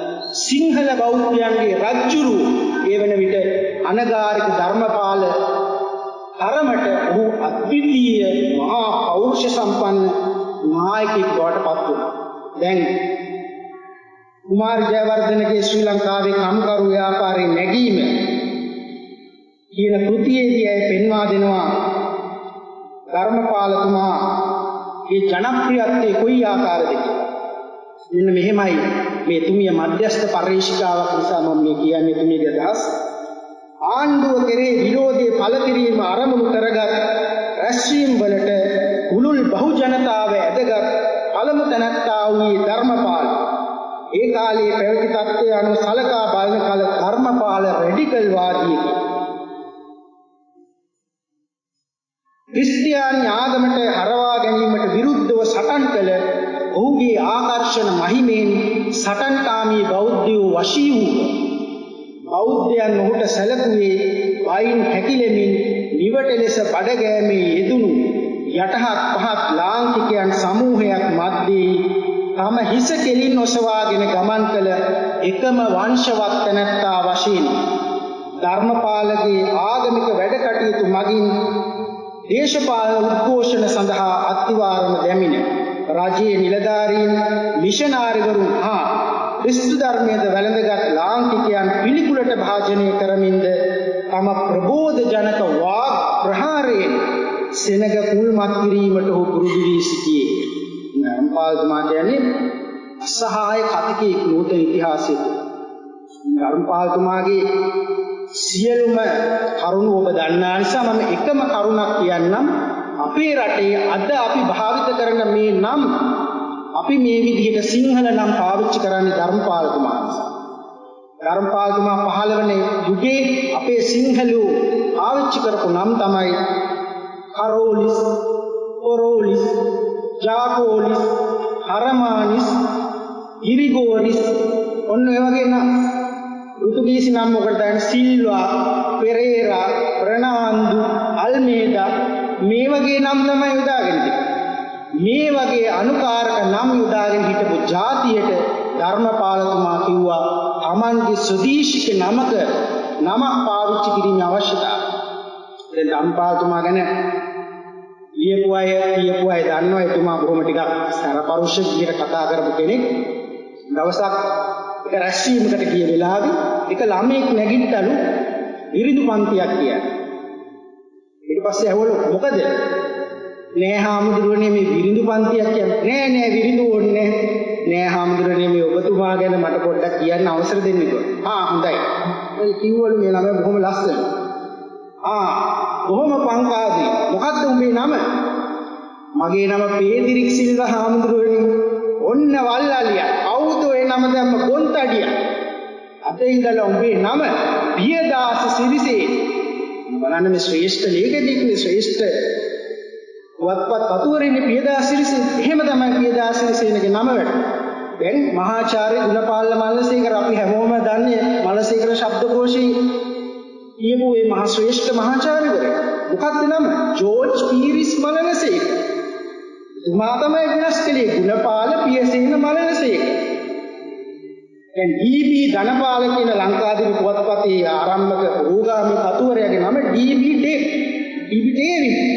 ඒ ධර්මපාලතුමාගේ දේශනයක් අහගෙන ඉඳලා ඩී.බී. ධනපාල කියන නම වෙනස් කරගත්තා. දැන් බලන්න අපේ ජාතික ගීයේ නිර්මාතෘ ආනන්ද සමරකෝටගේ නම මොකක්ද මුලින්? George Wilfred Alwis සමරකෝට්. මේ බෞද්ධ සාහිත්‍යය ඇසුරින් ධර්මපාලතුමාගේ ජාත්‍යනුරාගී ව්‍යාපාරී ආభాසයෙන් ආනන්ද සමරකෝන් බවට පත් වුණා. දැන් මහා සංගීතවේදී සුනිල් සාන්තයන්ගේ නම මොකක්ද? ඩොන් ජෝසප් ජෝන්. ධර්මපාලතුමාගේ ව්‍යාපාරයේ කැරකිලා ඇවිල්ලා ඔහුගේ නම සුනිල් සාන්ත බවට පත් වුණා. අපේ මහා සංගීතවේදී අමරදේවයන්ගේ නම මොකක්ද? වන්නකුවත්ත වඩුවේ ඩොන් ඇල්බර්ට් පෙරේරා. ඒකනේ පස්සේ අමරදේව වුණේ. ධර්මපාලතුමාට බොහොම පස්සේ ධර්මපාලතුමාගේ චින්තනයේ බලපෑම තිබුණා නේද? දැන් මේ නම දැම්මේ මහාචාර්ය සරච්චන්ද්‍ර. මහාචාර්ය සරච්චන්ද්‍රගේ නම මොකක්ද? යූස්ටඩ් රෙජිනෝල්ඩ් සිල්වා. තමයි නැදි තන්තිරිගේ එදිරි වීර රංජිත් සරච්චන්ද්‍ර සම්පූර්ණ නම. මේ විදිහට ධර්මපාලතුමා මේ ස්වදේශික නමක් ගැනීමේ අවශ්‍යතාව කියපු නිසා මුළු ජාතියම අපේ පැරණි නම් බලන්න දුටුගැමුණු, පරාක්‍රමබාහු, විජයබාහු, සද්ධාතිස්ස, ධාතුසේන, ධාටෝපතිස්ස, මේඝවර්ණාභය මොනතරම් ලස්සන නම්ද අපිට තිබුණේ. ඒව තමයි කරෝලිස්, කොරෝලිස්, ජාකෝලිස්, සර්වානිස්. ඒ විදිහට ධර්මපාලතුමා නගපු සිංහනාදේ නිසා තමයි අද මේ සිංහල නම් ටික හරි අපිට ඉතුරුනේ. අපි දන්නවා ධර්මපාලතුමා ගැන බොහෝ දේවල් සියලු දෙනා කියවා තියෙන නිසාම කොහොම වැඩි අහලා නැති කීපයක් විතරක් කියන්නම්. බොහෝ දෙනෙක් ගන්න දෙයක් තමයි ධර්මපාලතුමා අතිශය උද්වේගකර කතිකයෙක්. අතිශය උද්වේගකර කතිකයෙක්. දැන් ආචාර්ය WMK විජේතුංග කියනවා ධර්මපාලතුමා මුල් කාලේ ධර්මපාලතුමාගේ ප්‍රකාශ හසෙන් ගහනවා. ඔරෝපහරවදී හරියට උපුරා හැලෙන ගිනි කන්දක් වගේ ධර්මපාලතුමාගේ ප්‍රකාශ. ඇයි එහෙම කරේ? එහෙම කළේ ඉදා සිටින ජාතිය අවදි කරවන්න. ධර්මපාලතුමාගේ සැර වාග් විලාසය නිසා මහා සමාජයේ ලොකු ප්‍රබෝධයක් වගේම ධර්මපාලතුමාට විරෝධීකුත් ඇති වුණා. දැන් මම මේ මෑතක කියෙව්වා මේ මකුළුදුවේ සිරි පියරතන කියලා අපේ පැරණි ලේඛකයෙක් ආම්දුගෙනෙක් හිටියා. උන්වහන්සේ කියලා දෙනවා මේ ධර්මපාලතුමා සභාවකට ගිය වෙලාවට මේ ඕහෙවත් පොතක නෑ ධර්මපාලතුමා ගැන ලියවෙච්ච. එතුමා මේ සභාවේදී හැසිරිච්ච විදිහ. උන්වහන්සේ ලියපු ලිපියක දෙනවා ධර්මපාලතුමා කලක් ළඟින්ම ඇසුරු කළ ජයසූරිය නම් ප්‍රභූ මහතෙක් මින් වසර 20කට පමණ පෙර රත්නපුරේ මල්වල පන්සලේ වනකට ගිය විට මට මුණ ගැසුණේ. ඒ මහතා කියු පුවතකි මේ. ඒ ධර්මපාලතුමා ගැන කොහේවත් පොතක මට හම්බෙලා නැහැ. වරක් උඩරට පෙදෙසක දෙසුමක් සඳහා ගිය ධර්මපාලතුමා පිරිසේ මුල් පෙළෙහි වාඩි වී හුන් රදල මහතුන්ගෙන් ප්‍රථමයා දෙසට තම සැරේටිය දිගු කොට මෙන්න ගොනෙක් කියා ඊළඟ හුන් එක් ප්‍රභූවරයා දක්වමින් මූත් ගොනෙක් යයි කියන්නට වීලු. මෙසේ කියන ලද්දේ එසුමේ වේගයේ නැගී යන මොහොතෙහි මහත් තේජසින් වැජඹුණු ඒ ප්‍රභූ පිරිස ලැජ්ජාවෙන් බිමට හිස් හරවා ගත් අතර අනෙක් පිරිස පියෙන් ඇතිගෙන සිටි බවත් ජයසූරිය මහතාද මහත්සේ බියටපත් වූ බවත් කීය. උමක් වේදෝ යන සැකයේ කවුරුන් දෙත් සිත්හි බලපාන්නට ඇත. අනෙකෙකු එවන් ප්‍රභූ පිරිසකට එබඳු ප්‍රකාශයක් කළා නම් ඔහු පන පිටින් එන්නේ නැතයිද ජයසූරිය මහතා කීය. එහෙත් කිසි කලබලයක් නොවිය. ධර්මපාල සූර්යයා හමුවෙහි ප්‍රභූවරයෝ හදෝ කිමියන් බවට පත් වූ. දැන් මේ ඒ කාලේ අර නැමි පනාව ගහලා ඉන්නේ. ඒක තමයි මූ ගොඩා කියලා කියන්නේ. නැමි පනාව ගහලා හිටපු අය. ඉතින් බණ්ඩාරනායක මැතිතුමා ගිය වෙලාවට අහලා දිනවනේ සුද්දන්ට දාසකම් කරන මහා මුදලියගේ පුතා උඹද? ඒක කියලා තමයි අහලා තියෙන්නේ. يعني එතුමාට කිසිම බයක් නැහැ. කිසිම කෙනෙක් පිළිබඳ බයක් නැහැ. කියලා තියෙනවා මපියාණන්ගේ ධනය නිසා කිසිවෙකුට නොනැමෙන නිර්භීත ස්වභාවයක් මට බාල කාලයේ සිට ඇති වුණා. තාත්තගේ තියෙන අර ධන බලය නිසා කිසි කෙනෙකුට යටත් වෙන්න උවමනාවක් නැහැ. ධන ගහන්න ඕනේ නැහැ. සියල්ලම තියෙනවා. මෙහෙම මේ මහා බල සම්පන්න නිර්භය සම්පන්න මේ පුරුෂයා වැඩියෙන්ම බැන්නේ හාමුදුරුවෝ. ඒක දවසකදී ධර්මපාලතුමාගේ දේශනාවකට විරුද්ධව හාමුදුරුවනේ පත්තරයකට ලිපියක් ලියලා තියෙනවා. මේ ඒවත් පොත්වල පළ වෙලා නැති කතාවක් මම කියන්නේ. බහුවදා ධර්මපාලතුමා ගියාලු දවල් 1ට විතර හාමුදුරුවෝ ඉන්න පන්සල. ගිහිල්ලා ඇහුවලු "ඕ හාමුදුරුවෝ හාමුදුරුවෝ කාමරේ සැතපීලා." එයයි එහෙ සිටින කෙනෙක් කිව්වලු. ධර්මපාලතුමා ආවම හරි බයයි. හාමුදුරුවෝ කාලා හොඳටම නිදි. කොහොමද බණ කියන්නන්ගේ හැටි කියලා දැන් මේ වෙලාවේ කියලා තියෙනවා. ඊට පස්සේ දැන් ආමුදුරවන්ට හෙනවලු එළියේ ධර්මපාලතුමා කෑ ගහනවා. දැන් ආමුදුරෝ බයේ වෙවුලනවා කාමරෙට වෙලා එළියට එන්න බයයි ධර්මපාලතුමාගේ මොන විදිය දේවල් අහන්න ලැබෙයිද කියලා. ඊට පස්සේ කියනවා වටපිට පැලූ ධර්මපාලතුමාට පන්සලේ මුල්ලක තිබුණු කැඩී බිඳී ගිය හාන්සි පුටුවක් දක්නට ලැබුණේ. තමා සමග ගිය තරුණයා අමතා පොන්සේකා මෙන්න මේ පුටු කබල කාරකට ගිහින් දමාපන් කියලා කැඩිච්ච හාන්සි පුටුව අරගෙන ගිහිල්ලා තාත්තගේ දුම්කරෝලි සමාගමේ අලුත්ම හාන්සි පුටුවක් පහුවදාගෙන දුන්නලු හාමුදුරුවෝ. මෙන්න මෙහෙමයි එතුමාගේ ස්වභාවය. ඉතින් මේකෙන් තේරෙනවා කිසිම කෙනෙකුට බය නැතුව කතා කරපු විජු පටිපන්න ගුණ තිබුණු කාම ශක්තිමත් නිර්භීත උද්දලේ ධර්මපාලතුමා. දැන් උගත් අය හිතනවා මේ ධර්මපාලතුමා මේ ජාතිය ගැන ආගම ගැන පමණක් කතා කරපු ධර්මෝන්මාදී ජාතිකෝන්මාදී ස්වරූපේ හිටපු කෙනෙක් කියලා. බලන්න ධර්මපාලතුමා ඉදිරිපත් කළ තියෙන දේශීය ආර්ථික චින්තනය. දැන් එතුමා තමයි ලංකාවේ මුල්ම කර්මාන්ත දියුණුවට වැඩ පටන් ගත්ත පුද්ගලයා. අලියා ගිනිපෙට්ටි නිෂ්පාදනය ආරම්භ කරන්නේ එතුමා.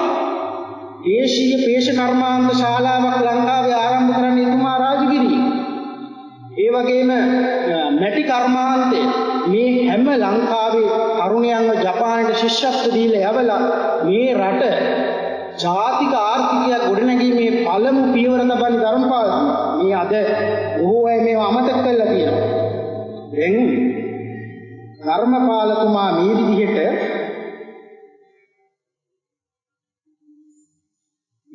ධර්මපාලතුමා මහා මෙහෙවරක් කළාට ධර්මපාලතුමා කියන්නේ අතිශයින්ම දුක්ගැහැට විඳපු නායකයෙක්. ඒක කියවන්නේ නම් පහු කාලේ ධර්මපාලතුමාට හම්බ වෙනවා ඒක දරුවෙක්ව උන්වහන්සේ එතුමාට පූජා කරනවා. මේ දරුවව ධර්මපාලතුමා ගෙදෙට්ට ගිහිල්ලා තමන්ගේ පුතෙක් විදියට හදාගන්න. මහා බෝධි පාසලට දාලා උගන්වලා කල්කටාවට ගෙනහිල්ලා කල්කටා විශ්වවිද්‍යාලයේ MA උපාධිය දක්වා උගන්වනවා. මොහු තමයි බ්‍රහ්මචාරී දේවප්‍රිය වලිසිංහ. මේ වලිසිංහ හරිස්චන්ද්‍රතුමා නෙමෙයි. බ්‍රහ්මචාරී දේවප්‍රිය වලිසිංහ. මේ දේවප්‍රිය වලිසිංහට ලියලා තියෙන ලියුම් ටික මේ රටේ සියලුම තරුණයෝ කියවන්න. සියලුම තරුණයන්ට ධර්මපාලතුමා සමග ගමනක් යන්න පුළුවන් වෙන්නේ අන්නේ ලියුම් ටික කිව්වොත් තමයි. මේ ලියුම් වල එක තැනක කියනවා ධර්මපාලතුමා තමන් මොනතරම් මේ ශාසනික මෙහෙවර වෙනුවෙන් දුක් ගත්තද කියලා. වරක් බරණැස මූලගන්ධ කුටි විහාරයට ගිය වෙලාවක ඒ විහාරය හදමින් තිබුණු වෙලාවක ඒ පන්සලේ වැඩ හිටපු හාමුදුරුවෝ එළියට ගිහින්. දැන් ධර්මපාලතුමාට ඉන්න තැනක් නැහැ. ධර්මපාලතුමා ගහකටට වෙලා ඉන්නවා. ගහකට වෙලා ඉන්නකොට වහින්න ගන්නවා. ඊළඟට තවත් ගහකට යනවා. ඒ ගහකට ගියාම තෙමෙන්න ගන්නවා. ඊට පස්සේ එතන තියෙනවා අම්බලම. මේක ඉන්නේ මේ හිඟන්නෝ ඉන්න අම්බලමේ ධර්මපාලතුමා මේ මෙච්චර ධනයක් තිබුණු මෙච්චර ඉහළ ප්‍රභූ පන්තියේ හිටපු මේ පුද්ගලයා මේ පුරුෂයා එදා රැය ගත කරන්නේ අර හිඟන්නෝ ඉන්න අම්බලමේ. ඒ විතරක් නෙමෙයි. එක තැනකදී කියනවා මේ කල්කටාවේ ඉඳලා ලියලා තියෙන ලිපියකින් කොටසක්. ඊතා දුකසේ මෙහි නැවතී සිටිමි. ඔන්ට කිරිටික නැත. උයන හාල බොහොම බාලයි. අලසහ පරණ අර්ථ ආපල් පමණයි. පවිත්‍ර ගිතෙල්ද නැත. නිදාගන්න ඇඳක් නැති නිසා වංකු තුනක් එකතු කොට නිදාගනිමි. මම ගෙනා මදුරු දැලේ තව් ලොකුයි. මදුරුවන්ට ඇතුළු වන්නට පුළුවන්. මදුරුව නිසා රාත්‍රී නිින්ද නැත. ගාවලට දහඩිය නිසා ඉවසන්න බෑ. මේ විදිහට පුදුමාකාර දුක් ගොඩක් ධර්මපාලතුමා ඉඳලා තියෙනවා. අවසාන කාලයේදී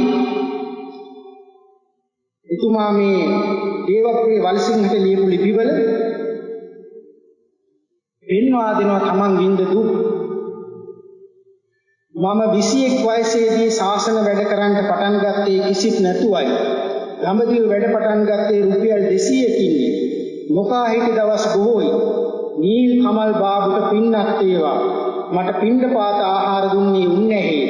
ශ්‍රද්ධාව, වීරිය, දුක්ගනිමින් අදිෂ්ඨාන කිරීම, ධර්ම පොත් නිතර කියවීම, භාවනා කිරීම කළෙමි. මේ නිසා මගේ හිත කාම සැපයට ගියේ නැත. දැන් මම දීර්ඝ වශයෙන් මට කරුණ ඉදිරිපත් කරන්න පුළුවන් වුණත් මම වේලාවේ හැටියට ධර්මපාලතුමා ගැන සඳහන් කරන්නේ මෙච්චරයි. දැන් ලන්ඩන් බෞද්ධ විහාරයේ පිහිටුවන වෙලාවේ එතුමාට හෘදයාබාධයක් සහිතව එතුමා බොහොම අමාරුයි ඒ ලන්ඩන් බෞද්ධ විහාරයේ පිහිටුවන්න කටයුතු කරනවා. ඒ වෙලාවේ තමයි ලේක්හවුස් පුවත්පත් එතුමාට මුට්ට කාසිකාරයා කියලා එතුමාට පහර දෙන්න පටන් ගත්තා. මේ වෙලාවේ එතුමා බොහෝම මහන්සි වෙලා ලන්ඩන් බෞද්ධ විහාරයේ පිහිටුවා. ඒ නිසා බ්‍රිතාන්‍යයට එංගලන්තයට මේ බටහිරට බුදුදහම පැතිරී යන්න ආරම්භ වෙනවා. අද මොකක්ද බටහිර බුදුදහමේ තත්ත්වය? මෑතකදී හිටපු ඇමරිකානු ජනාධිපති බිල් ක්ලින්ටන් ප්‍රකාශ කළා ඔහු දැන් බයිපාස් තත්ත්වම් 4කට ලක් වෙලා ඉන්නේ. තමන්ගේ ජීවිතේ සතුට ලබා ගන්න, සතුට හොයාගන්නේ බෞද්ධ භාවනාවෙන්. දැන් Facebook සමාජ විපඩවේ නිර්මාතෘ මාර්ක් සකර්බර්ග් මෑතකදී ප්‍රකාශ කළා තිබුණා තමන් දෙවියන් විසින් මේ ලෝකේ මැව්වා කියන එක පිළිගන්නේ නැහැ. මම බුදුදහම හදාරමින් ඉන්නවා. ඒ වගේම අපි දන්නවා Apple පරිගණකය නිර්මාණය කරපු ස්ටීව් ජොබ්ස් අවුරුදු 52යි ජීවත් වුණේ. ඔහු පිළිකා රෝගයෙන් මිය ගියා. ඔහු ප්‍රකාශ කළා මගේ ජීවිතයේ අවසාන කාලේ මම බෞද්ධ භාවනාව හදාරමින් ඉන්නවා කියලා. ඒ වගේම අද වෙනකොට ලෝකේ ප්‍රචලිත වෙලා තියෙනවා වෛද්‍යවරු පිළිදරව් කරලා තියෙනවා ලෝකේ ප්‍රීතිමත්ම මිනිසා මැතිව් රිකාඩ් කියන බෞද්ධ භික්ෂුව. උන්වහන්සේ භාවනාන යෝගීව ඉන්න අවස්ථාවලදී ශරීරයට යන්ත්‍ර සවි කරලා බැලුවාම රුධිර පීඩන මට්ටම ශරීරයේ ඊටාම ශාන්ත ස්වභාවයකට පත් වෙමින් ශාරීරික සෞඛ්‍ය සම්පන්න වෙන ආකාරය. ඒ වගේම අපි දන්නවා ආචාර්ය බී.ආර්. අම්බෙඩ්කර් ඔහු හරිජන කුලයට අයත් වෙලා ඉඳලා පස්සේ කාලේ බුදුදහම වැළඳගත්ත කෙනෙක්. ඔහු බුද්ධයන් හිස් ධම්ම කියන පොත ලියලා ප්‍රකාශ කරනවා ලෝකේ සියලුම ආගම් මම අධ්‍යයනය කළා. ඒත් බුදුන් වහන්සේගේ ඉගැන්වීම තරම් ශ්‍රේෂ්ඨ ධමයක් මට සොයා ගන්න බැරි වුණා. ඒ නිසා ආචාර්ය බී.ආර්. අම්බෙඩ්කර් ලක්ෂ 5ක 5 ලක්ෂයක හරිජනයන් සමග බුදුදහම වැළඳගත්තා. දැන් ලෝක පරිමාණව බුදුදහම සම්බන්ධයෙන් තියෙන උනන්දු මේ ආකාරයි. එදා ලන්ඩන් බෞද්ධ විහාරයේ ධර්මපාලතුමා පටන් ගත්තේ නැත්නම් අද ලෝකේ සුපතල බෞද්ධ ධර්මදේශකයෙකු වන අජාන් බ්‍රහ්මවංශෝ වැනි ශ්‍රේෂ්ඨ භික්ෂුන් වහන්සේ නමක් බිහි වෙන්නේ නැහැ. අජාන් සුමේදෝ වැනි ශ්‍රේෂ්ඨ භික්ෂුන් වහන්සේ නමක් බිහි වෙන්නේ නැහැ. ඒක නිසා ධර්මපාලතුමා කරපු මේ ජාතික ආගමික ශාසනික කාර්යය අපිට දින ගණනාවක් කතා කරන්න පුළුවන්, දින ගණනාවක් විස්තර කරන්න පුළුවන්. හැබැයි ප්‍රබුද්ධ මාලිත් ඔබලා මේ කරේ විශ්වවිද්‍යාලයක තරුණයෝ විශේෂයෙන්ම මේ ගණිතයෙන් සමත් වෙලා ඉන්න ගණන්කාරයෝ මේගොල්ලෝ. ඉතින් මේ වගේ අය කවදාවත් ධර්මපාලතුමා පිළිබඳව කතා කරන්නේ නැහැ. මම දවසක් එක සභාවක ධර්මපාලතුමා පිළිබඳව කතා කරලා අයින් වෙලා යනකොට විශ්වවිද්‍යාල ආචාර්යවරයෙක් ඊළඟ කතාව කරා. ඔහු ඇහුවා එදා ළමයින්ගෙන් ඔබ කැමති වීරයෙක් කියන්නේ මගේ කතාවේ මම ධර්මපාලතුමා පිළිබඳ කියපු නිසා මම අනගාരിക ධර්මපාල. උඹ අනගාരിക ධර්මපාලතුමා කියන්නේ මේ ජාතිවාදී උපු වීරයෙක් නෙමෙයි. නෙල්සන් මැන්ඩෙලා බලන්න. අන්න වීරයා. Nelson Mandela. අපි පිළිගන්නවා. නෙල්සන් මැන්ඩෙලා ශ්‍රේෂ්ඨ වීරයෙක්. මහත්මා ගාන්ධිතුමා උදාර වීරයෙක්. ජවහර්ලාල් නෙහ්රුතුමා ශ්‍රේෂ්ඨ නායකයෙක්. කාල් මාක්ස්, ලෙනින්, එංගල්ස්, චේ, ක්‍රස්තෝ සියලු දෙනාම මේ මානව සංහතිය යෝධ පිම්මකින් ඉදිරියට තල්ලු කරපු ශ්‍රේෂ්ඨ වීර පුරුෂයෝ. ඒක ඇත්ත. නමුත් 1800 කැරල්ලේදී මේ රට වෙනුවෙන් දිවිපුදපු ගූඩාවේ රටේ රාළගෙන, සියඹලාපිටියේ රටේ රාළගෙන, හඟුරන්ගෙත ඩිංගි බණ්ඩාගෙන කතා කරන්න කවුරුවත් නැහැ. ආදි සිංහලේ වීර මිනිමුතුන් කියන්නේ ඒ අයගේ දේවලින් පොහොර වෙච්ච ප්‍රාණවායුව තමයි මේ රත්නදීප ජන්මභූමිය කියන්නේ. අපිට එහෙම කියන්න වෙලා තියෙන්නේ ඒකයි. ඒ නිසා බටහිර වීරයන් කරපින්නාගෙන මේ වීරයන්ට අපි හිස නමන අතර අපේ බූඩෑගේ රටේ රාළ හෝ කොහොකුඹුරේ රටේ රාළ වැනි මේ රටේ දේශීය වීරයන්ව අමතක කරනවා නම් එයත් විශ්වවිද්‍යාල පරාජය කිරීමේ වගකීම ප්‍රබුද්ධ මලිත් ඔබ වැනි තරුණයන්ට ප්‍රාර්ථනා. බොහොම ස්තුතියි සමුද්‍රසිංහ මහතාණනි. විශ්වවිද්‍යාලවල උගත් සමාජයේ ධර්මපාලතුමාව යටපත් කරලා තියෙන යුගයක ගෝත්‍රවාදියෙක්, සුචරිතවාදියෙක්,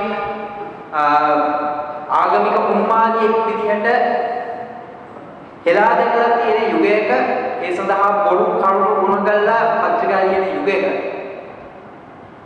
අපිට අද පුළුවන් වුණා ධර්මපාලතුමාගේ ඇත්ත සේවය මොකක්ද? ධර්මපාලතුමාව ඇයි යටපත් කරන්න උත්සාහ කරන්නේ? ඒ ගැන අපිට කතා කරන්න පුළුවන්. මේක අපි ලබපු ජයග්‍රහණය. ඒ වගේම කියන්නෝනි මේ කටයුත්ත සාර්ථක කරගන්න අපිට උදව් වුණ අය විදියට මුලින්ම මම ස්තුතිය දෙනවා හිතමානීව අපගේ ආරාධනය පිළිඅරගෙන මෙතනට පැමිණි අපේ සමුද්‍ර එක්කසිංහ ප්‍රවීණ ලේකම්. ඉතින් අපිව මේ විදිහට දැනුමෙන් සම්බන්ධ කරපු සමුද්‍ර එක්කසිංහ මහත්මයාට අපි සමුරු බලකයක් පිළිගන්නන්න ආරාධනය කරනවා අපගේ සංගමේ ප්‍රධාන භාණ්ඩාගාරික සනත් ජයවර්ධන.